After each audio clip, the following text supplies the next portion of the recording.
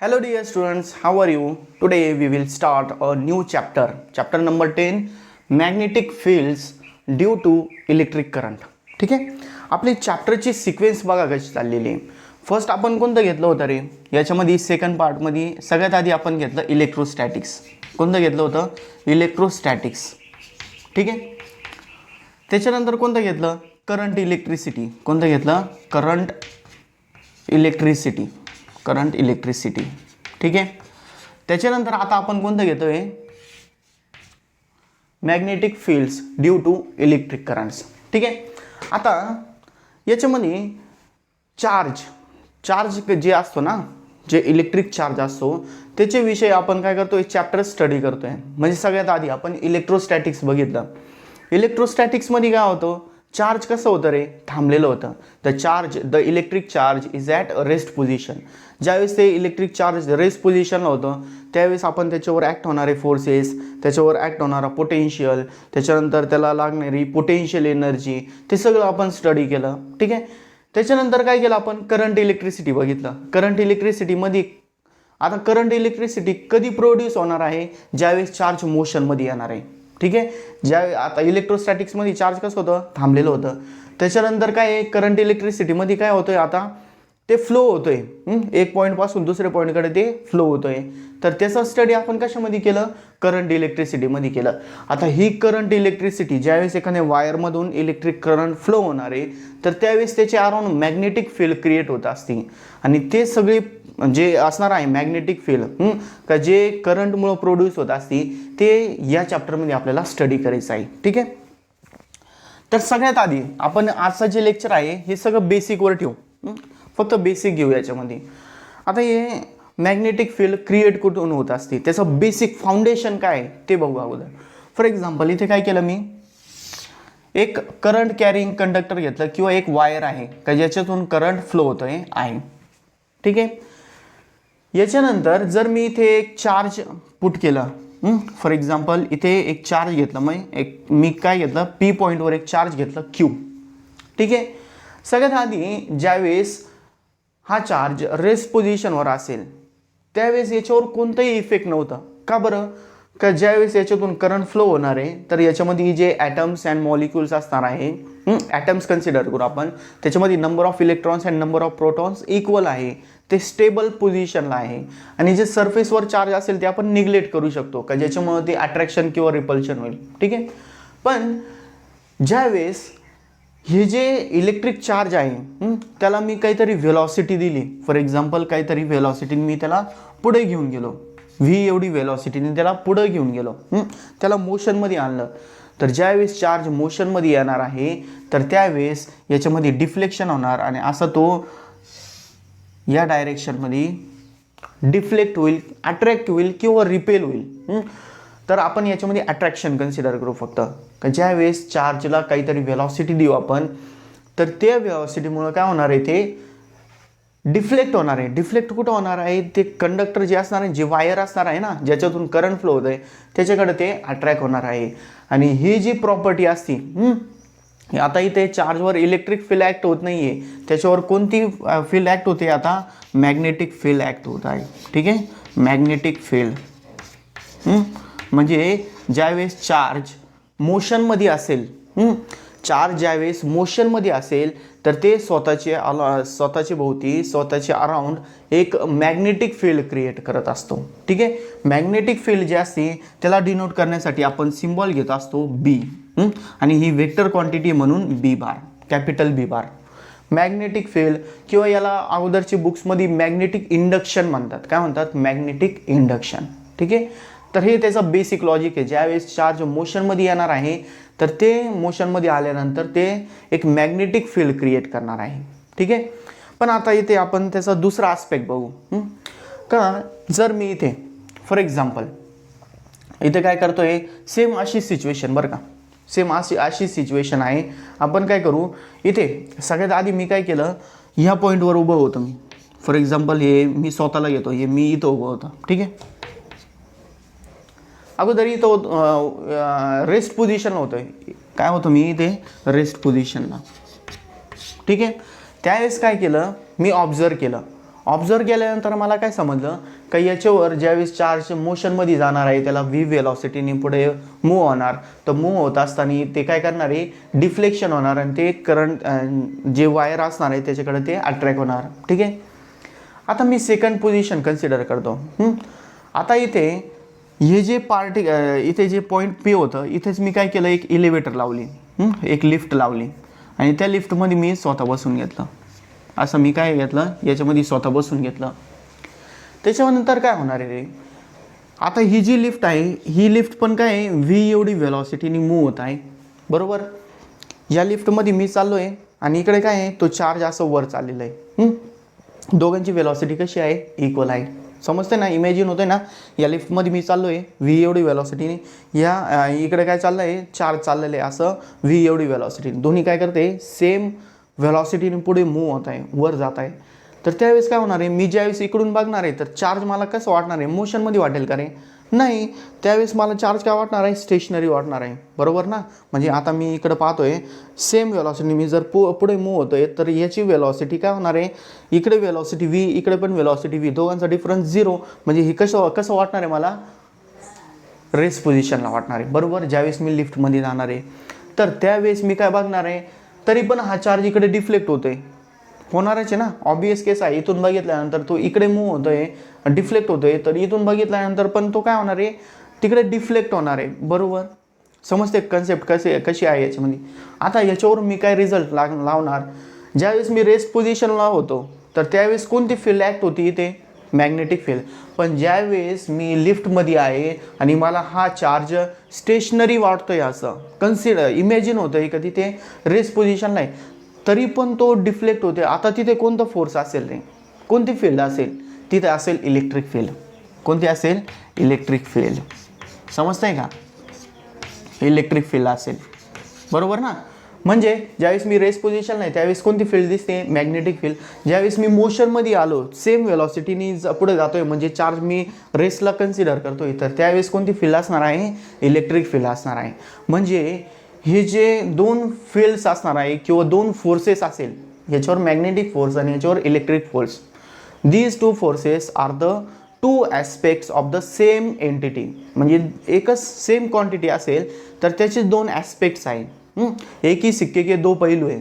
म्हणजे एक कॉईन असेल ना, त्याचे दोन्ही साईड आहे, का हेड आहे आणि टेल आहे, दोन्ही पण काय आहे, एकमेकाच्या अलॉंग असतात. ते जिथे इलेक्ट्रिक फील्ड असेल तिथे मॅग्नेटिक फील्ड पण असतेच. आणि हे कोणी स्टडी केलं, डिफरंट सायंटिस्ट. सगळ्यात आधी ओरस्टेड हे जे सायंटिस्ट आहे त्यांनी ऑब्झर्व केलं. त्याच्या ऑब्झर्वेशन नंतर गॉस लॉ जे असतात ना, गॉस लॉ जे बघितलं आपण, ते गॉस सायंटिस्टने पण याचा स्टडी केलं. त्याच्यानंतर फॅरेडेने पण याचं स्टडी केलं आणि सगळ्यात जास्त मॅक्सवेलने स्टडी केलं. हे जे मॅक्सवेल सायंटिस्ट होतं खूप ब्रिलियंट सायंटिस्ट होता. तर हे जे आपण चॅप्टर्स बघितलं ना, इलेक्ट्रोस्टॅटिक्स, त्याच्यानंतर करंट इलेक्ट्रिसिटी, त्याच्यानंतर इलेक्ट्रिक आपण मॅग्नेटिक इफेक्ट बघतोय, ते असे आपण जे चार इलेक्ट्रोमॅग्नेटिक इंडक्शन, हे चार जे चॅप्टर्स आहे ना, त्याचं त्यांनी काय केलं, 4 चॅप्टरचं फक्त 4 इक्वेशनमध्ये संपवून टाकलं. म्हणजे इलेक्ट्रोस्टॅटिक्स असेल तर त्याचं फक्त एक इक्वेशन दिली, पूर्ण चॅप्टर त्याच्यामध्ये कव्हर होतं. एवढं ब्रिलियंट सायंटिस्ट होता तो. आणि त्यांनी काय केलं, इलेक्ट्रिक फील्ड आणि मॅग्नेटिक फील्ड, त्याच्यापासून एक इलेक्ट्रोमॅग्नेटिक फील्ड असते, हे त्यांनी डिस्कवर केलं. त्यांनी थिअरी दिली आणि त्या थिअरीचा आज पण यूज होतो एक कम्युनिकेशन सिस्टीमसाठी. कम्युनिकेशन सिस्टीममध्ये, त्याच्यानंतर जनरेटर्समध्ये, मोटर्समध्ये, त्याच्यानंतर कम्प्युटर्समध्ये, हे सगळ्या ठिकाणी ते मॅक्सवेलचे जे इक्वेशन आहे ना, तर त्याचा यूज होत आहे. ठीक आहे. तर हे असतं त्याच्यामध्ये, ज्यावेळेस चार्ज मोशनमध्ये असेल त्यावेळेस मॅग्नेटिक फील्ड असणार आहे आणि त्याच्या अलॉंगमध्ये असणार आहे इलेक्ट्रिक फील्ड असणार आहे. ठीक आहे. तर आता याच्यावरून आपण काय घेऊ शकतो, का याची डायरेक्शन कोणती असेल. नेक्स्ट पॉईंट कोणते आपल्याला, का हे जे करंट आहे, करंट जर असं फ्लो होत असेल तर याच्या अलॉंग जे मॅग्नेटिक फील्ड असेल त्याची डायरेक्शन कोणती असेल. सिम्पल आहे एकदम. फॉर एक्झाम्पल हा तो कंडक्टर आहे का ज्याच्यातून इलेक्ट्रिक करंट फ्लो होते, वायर आहे, त्याला मी काय करतो, फॉर एक्झाम्पल ही वायर आहे, ही वायर आहे, याच्यातून करंट फ्लो होते. तर करंट जर मी खालून वर जातोय, असं खालून वर चाललो आहे, तर मी काय करणार आहे, राईट हँड यूज करणार. माझा राईट हँड घेतलं, इथं मी असं त्याला कर्ल केलं, काय केलं, असं बांधून घेतलं, काय केलं, असं ज्या डायरेक्शनमध्ये करंट आहे त्या डायरेक्शनमध्ये माझं हे जे थंब आहे ते डायरेक्ट केलं, असं या डायरेक्शनमध्ये आहे म्हणून मी असं घेतलं. ठीक आहे. तर हे जे कर्ल फिंगर्स असणार आहे ना, कर्ल फिंगर्स, ते मला मॅग्नेटिक फील्डची डायरेक्शन देणार. जर थंब मला करंटची डायरेक्शन देतोय तर ही जी कर्ल फिंगर ज्या डायरेक्शनमध्ये कर्ल होणार आहे ना ते त्या डायरेक्शनमध्ये माझी मॅग्नेटिक फील्ड असणार आहे. आता कशी दिसते हे अँटी क्लॉकवाईज, म्हणजे जर करंट अपवर्ड डायरेक्शनमध्ये असेल तर मॅग्नेटिक फील्ड कशी असेल अँटी क्लॉकवाईज अशी असेल. ठीक आहे. आणि जर मी करंट खालच्या डायरेक्शनमध्ये घेतलं, फॉर एक्झाम्पल करंट खाली आहे म्हणून मी थंब खाली घेतलं तर आता कशी दिसते रे, एक क्लॉकवाईज दिसते कर्ल फिंगर्स. म्हणून काय असणार आहे, जर डाऊनवर्ड डायरेक्शनला इलेक्ट्रिक करंट असेल, करंटची डायरेक्शन असेल तर क्लॉकवाईज मॅग्नेटिक फील्डची डायरेक्शन असेल. याला म्हणतात राईट हँड थंब रूल. काय म्हणतात त्याला, right hand thumb rule. Right hand thumb rule. समजतं आहे ना रे, सगळं बेसिक आहे. तुम्हाला आहे ना, हे तुम्हाला बुकमध्ये एवढं दिलेलं नाही आहे बेसिक एवढं, तर आपण फक्त अंडरस्टँड होण्यासाठी हे घेतोय. समजतं आहे पण तुम्हाला, ठीक आहे. हे आपण राईट हँड थंब रूल बघितलं. आता जे मॅग्नेटिक फील्डची डायरेक्शन तर झाली, मॅग्नेटिक फोर्सची डायरेक्शन कोणती असेल, मॅग्नेटिक फोर्सची डायरेक्शन. ठीक आहे. तर त्यासाठी आपण काय करू, इथे एक कंडक्टर आहे, एक वायर आहे. फॉर एक्झाम्पल ही असणार आहे वायर 1, याला आपण काय म्हणू, वायर 1. ठीक आहे. याच्याच अलॉंग इथे वायर 2 आहे. इथे काय आहे, वायर नंबर 2. ठीक आहे. तर आता इथे फॉर एक्झाम्पल इथे पॉईंट पी घेतला, मी काय केलं, इथे पॉईंट पी घेतला. तर याच्यामध्ये जे करंट असणार आहे, एक मिनटं, करंटची डायरेक्शन हीच दिलेली आहे का ते बघून घेतो. ठीक आहे. आता याच्यामध्ये करंट वायर 1 जी आहे त्याच्यामध्ये करंट असं फ्लो होत आहे वरच्या डायरेक्शनमध्ये. तर हे करंट फ्लो झाल्यानंतर इथे पी पॉईंटवर जे चार्ज आहे त्याच्यामध्ये जे मॅग्नेटिक फोर्स असणार आहे त्याची डायरेक्शन, त्याच्यानंतर मॅग्नेटिक फील्डची डायरेक्शन आणि वेलॉसिटीची डायरेक्शन कोणती असणार आहे ते आपल्याला कन्सिडर करायचं आहे. ठीक आहे. जर याच्यामध्ये करंटची डायरेक्शन ही आहे तर इथे पण आपण काय करू शकतो, फॉर एक्झाम्पल याच्यामध्ये पण करंट या डायरेक्शनमध्ये फ्लो होतो आहे. दोन जे वायर्स आहेत त्याच्यामध्ये सेम डायरेक्शनला करंट फ्लो होतो आहे. ठीक आहे. तर ह्या डायरेक्शनमध्ये करंट असेल तर इलेक्ट्रॉन कोणत्या डायरेक्शनमध्ये असेल रे, इलेक्ट्रॉन कोणत्या डायरेक्शनला फ्लो होणार आहे, याच डायरेक्शनमध्ये असेल की याच्या अपोजिट डायरेक्शनमध्ये, याच्या अपोजिट डायरेक्शनमध्ये. म्हणजे वेलॉसिटी कुठं ॲक्ट होणार आहे, डाऊनवर्ड डायरेक्शनला. इथे काय असणार आहे, वेलॉसिटी व्ही असणार आहे. समजलं का बरं, का करंटची डायरेक्शन ज्या डायरेक्शनमध्ये करंट असतो त्याच्या अपोजिट डायरेक्शनमध्ये इलेक्ट्रॉन्स फ्लो होत असतात. ठीक आहे. त्याच्यानंतर याच्यामध्ये जे मॅग्नेटिक फील्ड असणार आहे, मॅग्नेटिक फील्ड कुठं असेल, आता जर कंडक्टर असं वर चाललं आहे, पहा बरं का, वर चाललं आहे तर डायरेक्शन कशी चाललेली आहे, असं अँटी क्लॉकवाईज आहे. कशी आहे, अँटी क्लॉकवाईज. म्हणजे असं फिरवून ते कुठं जाणार आहे, मध्ये जाणार आहे, म्हणजे बोर्डच्या मध्ये जाणार आहे. म्हणजे मॅग्नेटिक फील्ड कुठं असणार आहे, बोर्डच्या मध्ये असणार आहे. हे असणार आहे मॅग्नेटिक फील्डची डायरेक्शन. पी पॉईंट मी काढून घेतो, काही गरज नाही याची, इथे चार्ज क्यू आहे. ठीक आहे. म्हणजे मॅग्नेटिक फील्डची डायरेक्शन कुठं आहे, आता बोर्डच्या मध्ये. आता इथे वेलॉसिटी डायरेक्शन काय आहे, डाऊनवर्ड डायरेक्शन. ठीक आहे. तर याच्यामध्ये जे फोर्स असणार आहे ते कुठं असणार आहे, या डायरेक्शनमध्ये असणार आहे, टुवर्ड्स द वायर 1. वायर 1च्या डायरेक्शनमध्ये इथे मॅग्नेटिक फोर्स असणार आहे, FM, मॅग्नेटिक फोर्स. ठीक आहे.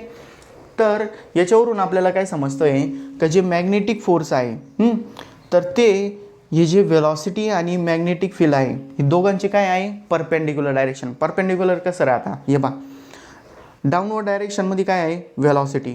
ठीक आहे. त्याच्यानंतर हे जे मॅग्नेटिक फील्ड आहे ते कुठं गेलेली आहे, बोर्डच्या मध्ये गेलेली आहे. फॉर एक्झाम्पल बोर्डच्या मध्ये गेलेली आहे.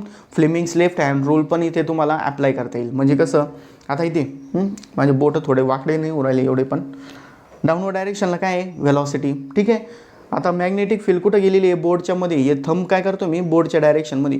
तर हे जे कर्ल फिंगर असणार, सॉरी, हे जे फर्स्ट फिंगर असणार ते कुठं जाते आहे, वायर 1कडे जाते. समजते कसं, असं इथे आहे वेलॉसिटीची डायरेक्शन. हे थंब काय करतोय, इथे मॅग्नेटिक फील्डची डायरेक्शनमध्ये मध्ये चाललं आहे बरं का, मध्ये दाखवतोय तो. तर हे मॅग्नेटिक फोर्स काय असणार आहे, या डायरेक्शनमध्ये असेल. समजते का आता समजलं हे काय आहे. इथे मी काय केलं, तिन्ही एकमेकांना परपेंडिक्युलर आहे. तिन्ही काय करतं, एकमेकांना परपेंडिक्युलर डायरेक्शनमध्ये. परपेंडिक्युलर कसं, मॅग्नेटिक थंब काय करतोय, मॅग्नेटिक फोर्स. हे फर्स्ट फिंगर काय करते, मॅग्नेटिक फोर्स. आणि हे क्यू काय करतोय, डायरेक्शन ऑफ वेलॉसिटी. तर तिन्ही काय एकमेकांना परपेंडिक्युलर आहे. तर याच्यावरून जे मॅग्नेटिक फोर्स असेल त्याचा आपण फॉर्म्युला घेऊ शकतो आणि तो आहे, इथं मी फॉर्म्युला लिहून देतो तुम्हाला लगेच. इथे जे मॅग्नेटिक फोर्स असेल, काय मॅग्नेटिक फोर्स एफ एम, काय घेतोय मी इथे f M bar is equals to this magnetic force depends on, कशावर ते डिपेंड आहे, चार्ज. कशावर डिपेंड आहे, चार्जवर डिपेंड आहे. जेवढं जास्त चार्ज असेल तिथे तेवढं जास्त मॅग्नेटिक फोर्स असेल.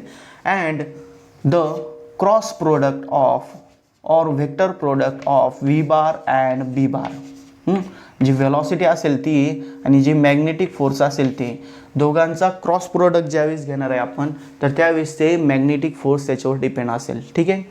तर हे झालं. आता आपण काय केलं, इथे एक ऑब्झर्वेशन होतं, त्याला चांगलं ऑब्झर्व केलं आणि त्याच्यावरून काय केलं, एक फॉर्म्युला डिराईव्ह केला. हा आहे त्याच्यामध्ये मॅग्नेटिक फोर्सचा फॉर्म्युला. ठीक आहे. आणि त्याच्यानंतर इलेक्ट्रिक फोर्सचा फॉर्म्युला. इलेक्ट्रिक फोर्सचा फॉर्म्युल्यासाठी आपण काय आहे, आपल्याला माहिती आहे इथे जे इलेक्ट्रिक फील्ड असते, इलेक्ट्रिक फील्ड म्हणजे काय असतो रे, फोर्स पर युनिट चार्ज. काय असतो, फोर्स पर युनिट चार्ज. तर याच्यावरून इलेक्ट्रिक फोर्स किती येणार आहे, f E bar will be equals to, इथे क्यू इकडे डिवाइड मल्टिप्लाय जाणार क्यू इंटू ई बार. ठीक आहे. ही झाली इलेक्ट्रिक फील्ड आणि ही झाली मॅग्नेटिक फील्ड. पण आपण काय म्हणतोय का जिथे इलेक्ट्रिक फील्ड असेल तिथे मॅग्नेटिक फील्ड असणारच आहे. ठीक आहे. किंवा जिथे मॅग्नेटिक फील्ड असेल तिथे इलेक्ट्रिक फील्ड असणारच आहे. दोघांचा काय आहे, रिलेशन आहे तिथे. तर याच्यावरून आपण काय समजू शकतो का जे टोटल फोर्स असतो, total force F bar is equals to काय असतो, त्याच्यामध्ये दोघांचा magnetic force F M bar plus electric field F E bar, दोघांचा ते काय असतो, कॉम्बिनेशन असतो. ठीक आहे. याला उलट करून घेऊ, पुढच्या डेरिवेशनला सिंपल होईल. Electric field and magnetic field ज्यावेळेस आपण ॲड करणार आहे तर त्यावेळेस आपल्याला total force acting on that charge मिळणार येते. ठीक आहे. तर याच्यावरून काय लिहू शकतो आपण, f bar will be equals to f E bar q, याच्यामध्ये पण क्यू आपण कॉमन घेऊ इथे, आणि ब्रॅकेटमध्ये काय येणार इथे ई बार प्लस इथे काय येणार आहे व्ही बार क्रॉस बी बार, व्ही बार क्रॉस बी बार. ठीक आहे. ही जी फोर्स असते टोटल ज्यावेळेस आपण ॲड करत असतो तर याला म्हणतो आपण लॉरेंट्झ फोर्स. काय म्हणत असतो आपण, लॉरेंट्झ फोर्स. झालेलं आपलं 11th मध्ये, तरी आपण इथे एक परत घेतोय. लॉरेंट्झ फोर्स ज्यावेळेस आपण इलेक्ट्रिक फील्ड आणि मॅग्नेटिक फील्ड ॲड करणार आहे तर त्यावेळेस जी फोर्स असते टोटल फोर्स त्याला आपण म्हणतो लॉरेंट्झ फोर्स. ठीक आहे. त्याच्यानंतर आपण काय करू, फक्त या इक्वेशनचा विचार करू. कोणता, मॅग्नेटिक फोर्सचे इक्वेशन जे आहे त्याचा विचार करू इथे.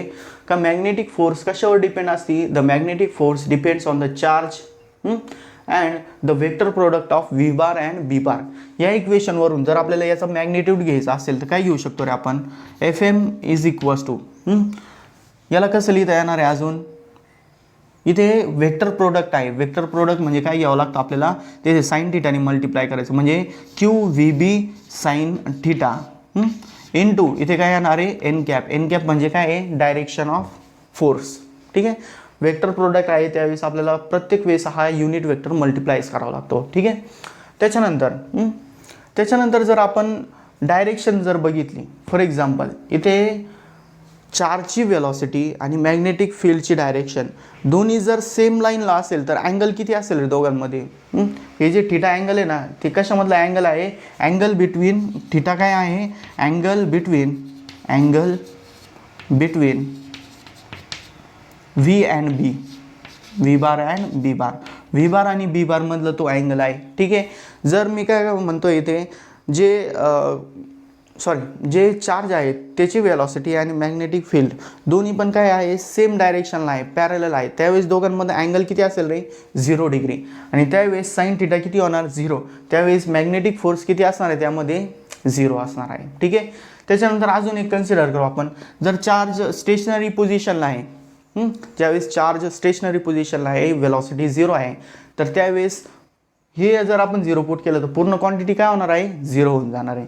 म्हणजे 0 मॅग्नेटिक फोर्स 0 कधी असेल, ज्यावेळेस चार्ज रेस्ट पोझिशनला असेल आणि अजून 0 कधी असेल, ज्यावेळेस वेलॉसिटी आणि मॅग्नेटिक फील्ड दोन्ही एकाच डायरेक्शनला असेल. ठीक आहे, समजलं आता.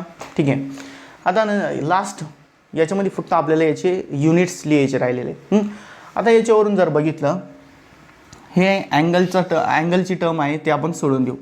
आपल्याला बी जे आहे मॅग्नेटिक फील्ड जे आहे त्याचे युनिट्स फाइंड आउट करायचे. बी इक्वल्स टू काय येणार आहे, बी इज इक्वल्स टू इथे एफ येणार एफ एम डिवायडेड बाय इथे काय येणार Q V, Q into V. ठीक आहे, याच्यावरून याचे एस आय युनिट्स काय येणार, एस आय युनिटसाठी इथे फोर्सचा युनिट काय असतो, न्यूटन, काय असतो न्यूटन, डिवायडेड बाय चार्जचा युनिट कुलोम आणि व्हेलॉसिटीचा युनिट काय येणार आहे मीटर पर सेकंड. म्हणजे काय झालं आता पर सेकंड वर गेला, न्यूटन सेकंड पर मीटर. ठीक आहे, त्याच्यानंतर आपल्याला एक अजून माहीत आहे कुलोम इथे charge per unit time, charge per unit time काय असतो करंट असतो आणि करंटचा युनिट काय आहे ॲम्पियर. म्हणजे याचा एक अजून युनिट आहे न्यूटन पर ॲम्पियर मीटर, न्यूटन पर ॲम्पियर मीटर. ठीक आहे, आणि हे जे पूर्ण आहे न्यूटन पर ॲम्पियर मीटर किंवा Newton second per coulomb metre हे जे युनिट आहे याला टोटल याला नाव दिलेलं आहे टेस्ला. काय नाव दिलेलं आहे Tesla, denoted by capital T. म्हणजे मॅग्नेटिक फील्डचा युनिट काय घ्यायचं आहे टेस्ला घ्यायचा आहे. ठीक आहे, एम आर आय स्कॅन ज्यावेळेस करतात, एम आर आय ऐकलेलं आहे मॅग्नेटिक रेझोनन्स इमेजिंग. ठीक आहे, तर हे ब्रेनचे ज्यावेळेस आपल्याला स्कॅन करायचं असतं ना तिथे ते टेक्निक यूज केले जाते मॅग्नेटिक फील्डचा. तिथे जे मॅग्नेटिक फील्ड दिली जाते ना ते गोल टाईपचा असं मशीन असतो, त्याच्यामध्ये आपल्याला जे डोकं असतो ते ठेवलं जातो. तर त्यामध्ये जे मॅग्नेटिक फील्ड असते ते 1.5 टेस्ला असते. किती असते 1.5 टेस्ला. ठीक आहे, आणि अजून समजा लॅबमध्ये फिजिक्सच्या एक्सपेरिमेंटमध्ये आपल्याला न्यूक्लिअर टेक्निक जर यूज करायची असेल तर तिथे 15 टेस्लापर्यंत आपल्याला तिथे जे मॅग्नेटिक फील्ड असते ते क्रिएट करता येते. ठीक आहे, म्हणून याच्यावरून आपण काय सांगू शकतो, हे टेस्ला युनिट आहे हे खूप मोठं युनिट आहे. काय आहे तो खूप मोठं युनिट आहे, म्हणून आपण त्याचा एक छोटं युनिट घेत असतो आणि तो आहे गॉस. आणि ते काय आहे 1 tesla is equals to 10⁴ gauss असतो. 1 टेस्ला इज इक्वल्स टू किती असतो 10⁴ गॉस असतो. ठीक आहे, आणि 1 गॉस किती येणार मग याच्यावरून 1 gauss is equals to 10⁻⁴ tesla. ठीक आहे, किंवा अजून एक युनिट आहे हे जे टेस्ला असतो याला वेबर पर मीटर स्क्वेअर पण म्हणतात. वेबर पर मीटर स्क्वेअर हे त्याचे डिफरंट युनिट्स आहे. फोर्सपासून या इक्वेशनपासून स्टार्ट करायचं, त्याची युनिट आपण इथपर्यंत लिहू शकतो. हे जी पूर्ण क्वांटिटी आहे त्याला आपण टेस्ला पण म्हणू शकतो. टेस्ला मोठी युनिट आहे म्हणजे छोटी युनिटसाठी आपण गॉस यूज करतो, दोघांमधलं रिलेशन. आणि त्याच्यानंतर त्याला आपण टेस्लाला वेबर पर मीटर स्क्वेअर पण घेऊ शकतो. ठीक आहे, तर हे होतं त्याच्यामधलं मॅग्नेटिक फोर्स. समजलं. तर आजच्या लेक्चरमध्ये फक्त आपण एवढंच बघू. बाकीचं जे पार्ट असणार आहे जिथं मेन टॉपिक सुरू होत आहे तर ते आपण नेक्स्ट लेक्चरला घेऊ. ठीक आहे, थँक्यू सो मच.